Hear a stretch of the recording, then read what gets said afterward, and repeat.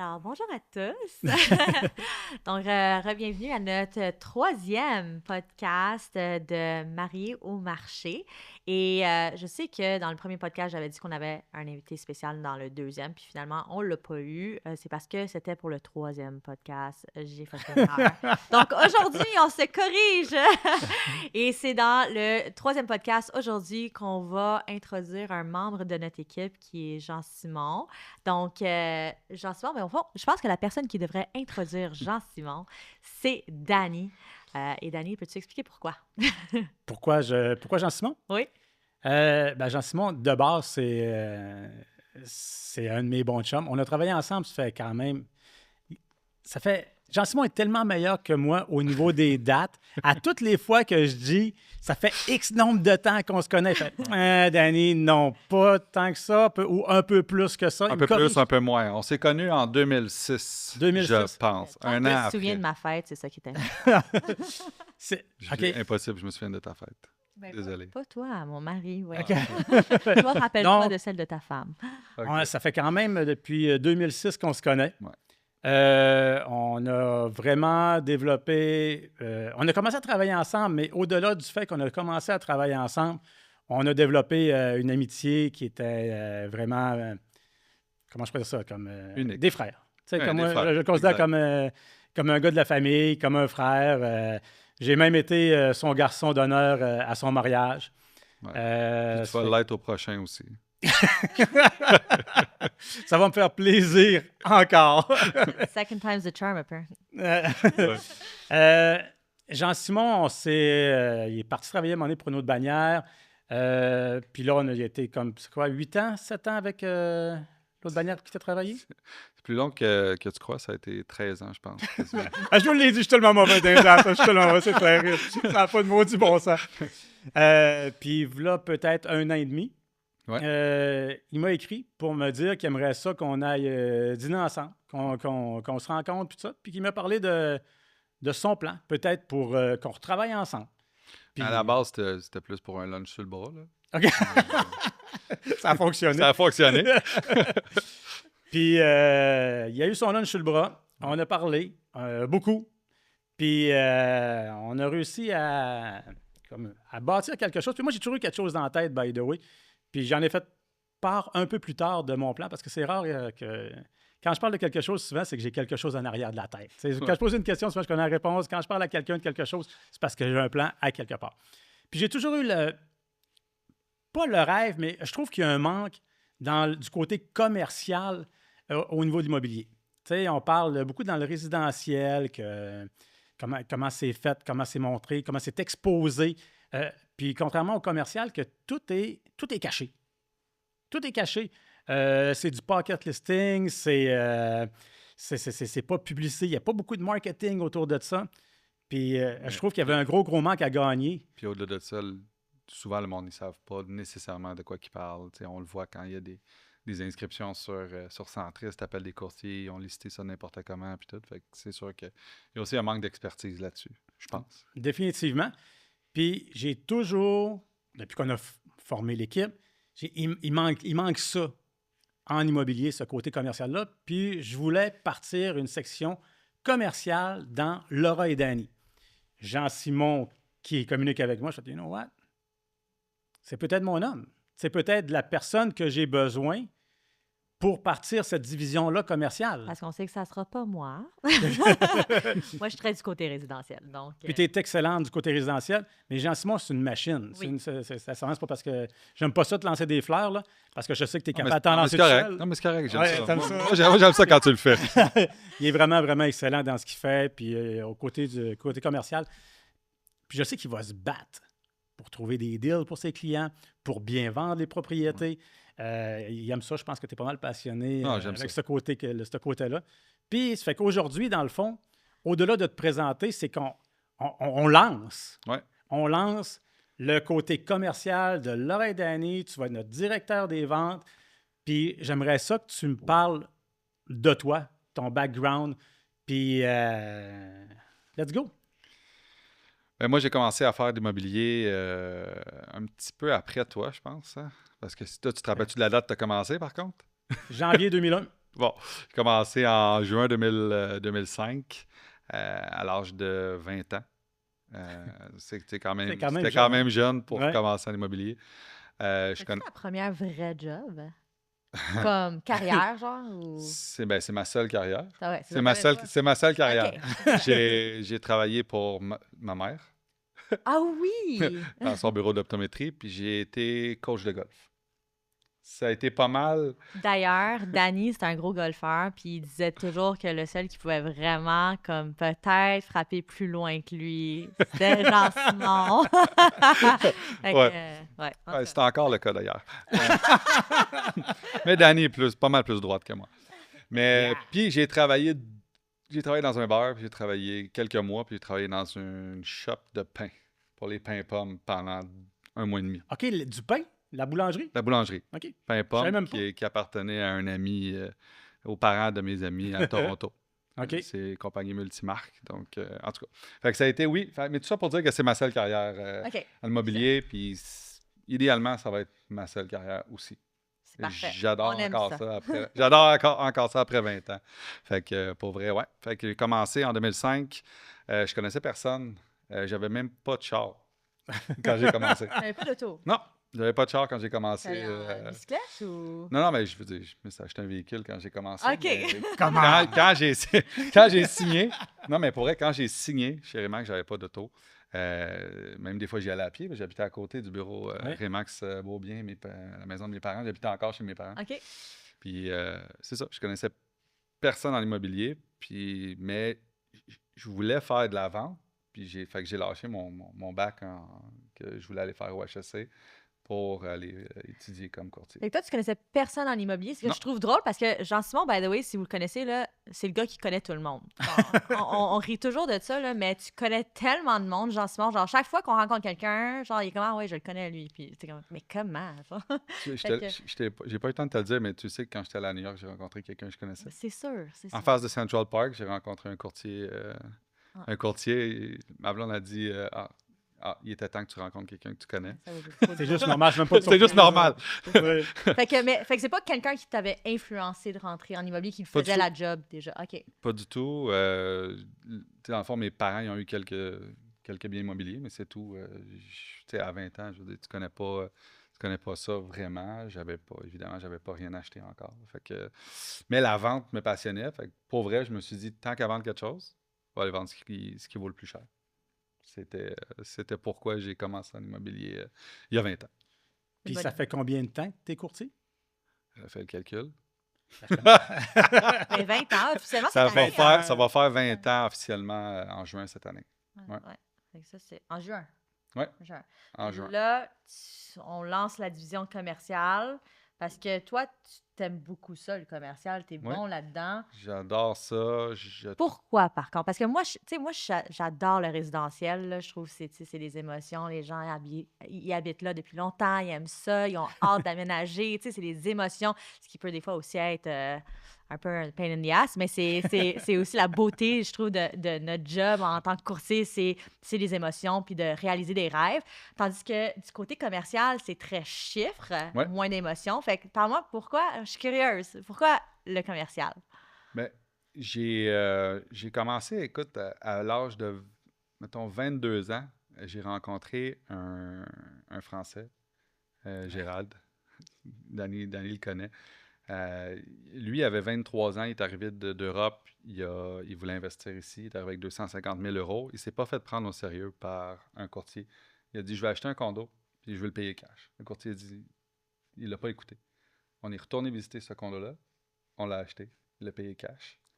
Puis il a commencé à investir. Puis moi, ce que j'aime le plus, c'est pas tant un deal, c'est monter un portfolio exact, un investisseur de A à Z, puis l'amener à acheter de plus en plus de portes. J'ai fait 42 transactions avec Gérald.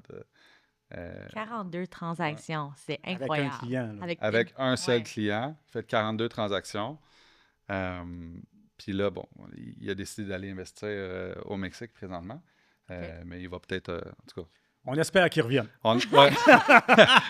Ben, il est supposé de revenir après avoir fait, il a bâti une coupe de condos là-bas, mais il va revenir. Mais tout ça pour dire que de partir de zéro, puis de l'amener à X nombre de portes ou un achat, puis de revendre 2-3 ans plus tard parce qu'il a augmenté les revenus, de le conseiller pendant tout ce temps-là aussi. Moi, c'est ça que j'aime, tu sais, pour augmenter ses revenus, puis il revend, il a fait 400 000 de profit. Tu l'as rendu riche, au fond. Ben, pas qu'il, peut-être qu'il l'était déjà, mais tu l'as définitivement aidé, genre, au niveau... Oui, je l'ai aidé comme un conseiller financier, dans un certain sens. Comme un conseiller financier. Hey, si tu me permets. Puis ça, là, ce que tu viens de dire là, Oui. je le répète régulièrement, mais puis là, les gens ne le savent pas, mais on a un petit peu cette fonction-là aussi. Oui. On peut être, il y a les planificateurs financiers, mais le courtier peut avoir cette job-là aussi, parce que je suis sûr et certain qu'il y a beaucoup de personnes qui ont des propriétés présentement au niveau résidentiel, qui ont acheté il y a 5 ans, il y a 10 ans, qui ont une équité sur la maison. Il y a beaucoup d'argent qui dort là-dessus. On pourrait prendre cet argent-là puis l'investir dans un triplex, dans un cinqplex, dans un sixplex. Exactement. C'est notre job aussi à nous de penser au futur puis de planifier la retraite des gens. Puis, je pense que dans Brick, il n'y a pas mieux comme investissement pour planifier une retraite. Ça fait que... Make your money make you money, basically. Ouais. Ça fait que ça, c'est important parce que ça fait partie intégrale du travail du courtier. Puis c'est une partie qui est souvent négligée. Le monde n'y pense pas. Mais si ça fait longtemps, ça fait 5 ans et plus que vous avez votre maison, il y a beaucoup d'argent qui dort. Tout à fait. Il faut... on va la faire refinancer puis on va l'investir. Puis je vous le dis, vous allez nous dire merci. Oui, puis c'est des investissements qui se préparent longtemps d'avance des fois. Ils veulent s'en aller là. Ils veulent acheter, je sais pas, ils veulent avoir 50 portes à 50 ans, mettons. Mais sauf ça commence. Tu n'achètes pas un 20 logements en partant. Fait qu'il faut faire les bons investissements au début, que ce soit triplex, sixplex, cinqplex, peu importe. Puis pour t'amener éventuellement à pouvoir acheter plus, parce que veut pas, le marché immobilier a pris quand même beaucoup de valeur. Fait que, je veux dire, ça prend, avec 100 000, tu n'achètes pas un 20 logements. Là. Fait que ça se prépare. Ça se prépare très longtemps d'avance. Puis j'ai des discussions avec des clients que des fois, ça peut prendre 1 an avant d'acheter quelque chose. Puis tu rejoins quelque chose qu'on a dit que j'ai dit au premier podcast, qu'on est rendu dans un marché où ce que les gens, il faut voir qu'ils construisent. Ouais. C'est-à-dire, ils vont s'acheter un petit condo, ils vont s'acheter une maison arrangée, un jumelé, puis ils vont l'avoir, leur unifamilial. C'est la même chose dans l'investissement. Tu commences avec quelque chose, tu es mieux d'acheter comme maintenant. Le monde me dit, tu achètes hier. Puis tu bâtis à partir de ça. Mais je pense qu'il n'y a pas de question à se poser. Achète. Achète maintenant, puis construis pour le futur. Je ne pense pas t'acheter un 20 logements tout de suite. Je vois du monde présentement, je pense que les gens qui achètent seuls, c'est excessivement rare maintenant. Oui, c'est des groupes. C'est tous des groupes. C'est des groupes parce que c'est rendu plus cher. Ça prend les valeurs économiques sont plus basses. Ça prend des grosses mises de fonds. Fait que les gens font des groupes, des regroupements d'acheteurs. Puis ils se lancent. Ouais. N'ayez pas peur. Investissez. Tu as 100 000, ben, trouve-toi 4 autres personnes qui ont 100 000 puis vous avez 500 000. Parce que tu as fait le bon calcul. C'est pas pire, hein? Oui, oui. Je suis pas trompé, good. 100 000 plus 400 000, ça fait 500 000. 5 investisseurs avec 100 000. So... ça sera pas moi qui va les corriger en passant. Une des raisons pourquoi je fais du résidentiel. Faut trouver.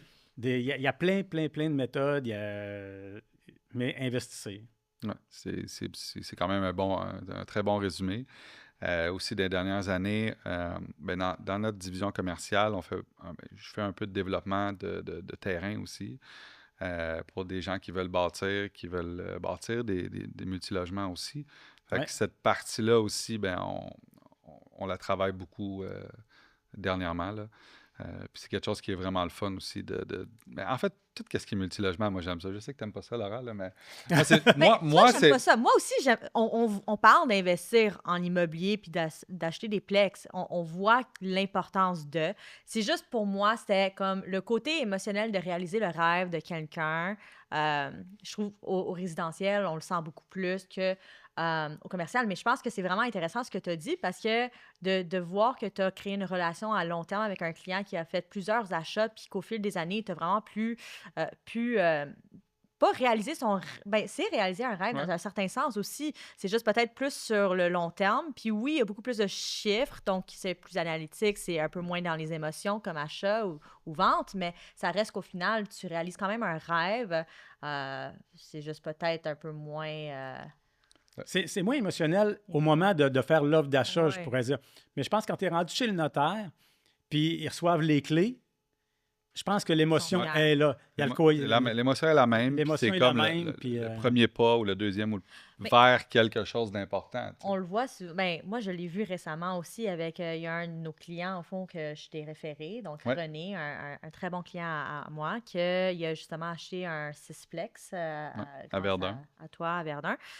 Donc, et tu sais, on l'a vu à nos événements de fin d'année, et il est tellement content, puis il a hâte au prochain. Fait Ouais. que, tu sais, c'est cool, je le vois. l'excitation est là aussi. L'excitation est là aussi, mais Ouais, c'est plus c'est après. différent. Puis on se Ouais. C'est parle, dans tu sais, l'analyse. puis on se puis- parle quand même, en parlant de René, mais les clients en investissement, on se parle régulièrement beaucoup plus que, tu sais, comme tu vends une maison, il a déménagé, tu restes en contact, mais quelques fois par 2 mois, 3 mois, tandis que l'investisseur, tu es en contact avec lui Tout le temps. tout le hein. temps.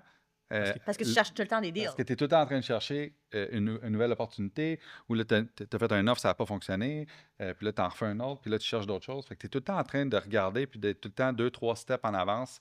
Tu t'en vas où? Où est-ce que tu veux être? Parce que c'est important de poser ça comme question. Mhm. Parce qu'on n'a pas tous le même profil d'investisseur. Là. Ça, c'est vrai. Il y en a qui veulent acheter un 6 logements, s'asseoir dessus, puis dans 3 ans, en racheter un autre. Mais il y en a qui veulent bâtir vraiment vite.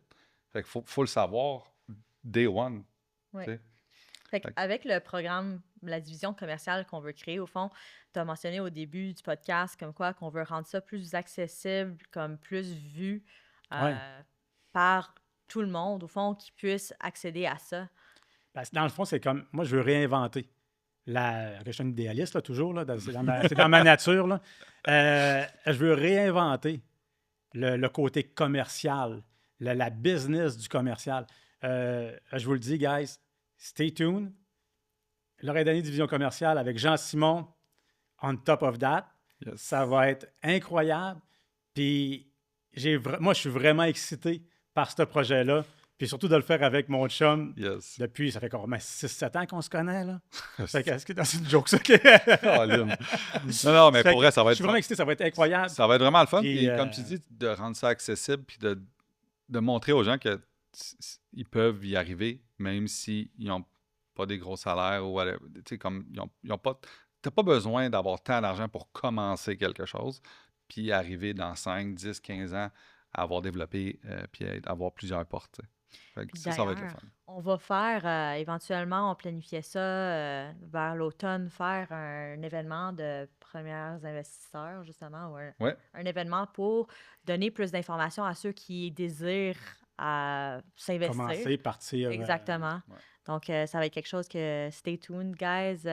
On a des gros projets cette année, en 2025. Puis avec la division commerciale, je pense que ça va être vraiment hot. Qu'est-ce qu'on va pouvoir aider les gens à réaliser. Puis nous aussi, se challenger à réaliser quelque chose de vraiment bien. Puis juste pour l'instant. terminer, là, tu sais, moi, j'ai toujours cru que plus c'était vu, mieux c'était vendu. Fait que les deals, que les pocket deals, ces choses-là, je suis désolé, moi, je pense pas qu'on peut avoir les meilleurs prix et les meilleures conditions pour les gens en ayant des pocket listings. Moi, je pense que Surtout pour les les meilleurs vendeurs. résultats, c'est plus c'est vu, mieux c'est vendu. That's it, that's all. Puis c'est là que je veux qu'on s'en aille avec cette division-là. Fait que comme ça, les acheteurs, les vendeurs vont avoir un service, vont avoir un traitement qui va être incroyable, qui va être Ouais. différent. Puis c'est comme ça qu'on va se démarquer. Ben, merci beaucoup, Jean-Simon, d'être venu à notre podcast aujourd'hui. Ça me fait plaisir. Fait que, Merci à vous de l'invitation. oui. Et à la prochaine, guys. À la prochaine, guys. Ciao.